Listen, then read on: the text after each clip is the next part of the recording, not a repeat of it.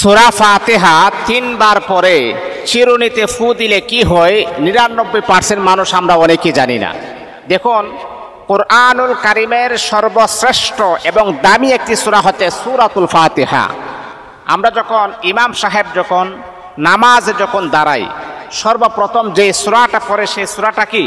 এই তো সূরাতুল ফাতিহা। আপনি যদি মনে করেন পৃথিবীর যে কোনো প্রান্তে আপনি যান, যে কোনো প্রান্তিকে যখন আপনি ইমাম সাহেবের পিছনে যখন নামাজ পড়বেন, ইংল্যান্ড যান, সৌদি আরব যান, নেদারল্যান্ড যান, নিউজিল্যান্ড যান, অস্ট্রেলিয়াতে যান, ফ্রান্সে যান, আমেরিকাতে যান, জাপানে যান, ইরানে যান, প্রত্যেকটা রাষ্ট্রেই যখন আপনি যাবেন, ইমাম সাহেব যখন নামাজ পড়াবে, আপনি যখন পিছনে থাকবেন, তখন দেখবেন সর্বপ্রথম যে সূরাটা পড়ে সেটাই হচ্ছে সূরাতুল ফাতিহা।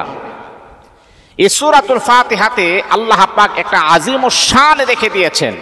এই সূরাতুল ফাতিহা যদি তিনবার পড়ে আমি যদি চিরুনির মাঝে ফু দেই, তাহলে আমার কি উপকার হয়, আমার কি লাভ হয়? দেখুন, এই আমলটা যখন আপনি করবেন, সর্বপ্রথম আপনাকে তিনবার ইস্তিগফার পড়তে হবে। আস্তাগফিরুল্লাহ, আস্তাগফিরুল্লাহ, আস্তাগফিরুল্লাহ।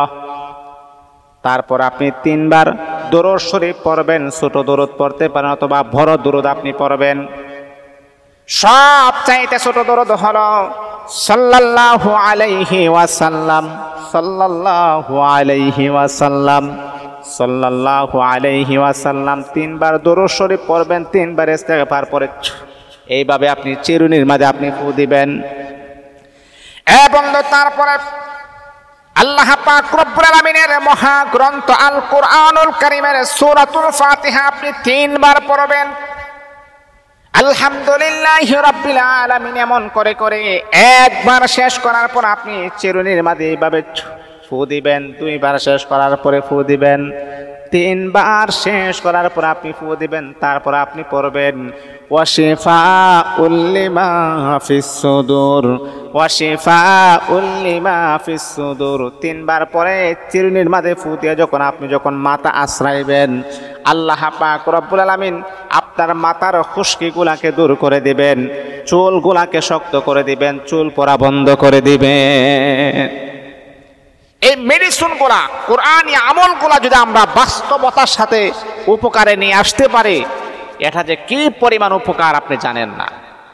এই কোরআন কখনো মানুষকে মিথ্যা মেসেজ দিই না। কোরআন হচ্ছে আল্লাহ পাকের কালাম। হাযা কালামু রব্বি, আমার আল্লাহ বলেছেন এই কোরআনটাকে তোমরা তোমাদের জীবনের সাথী বানাও। এই কোরআন বিপদ আপদ বালা মুসিবত থেকে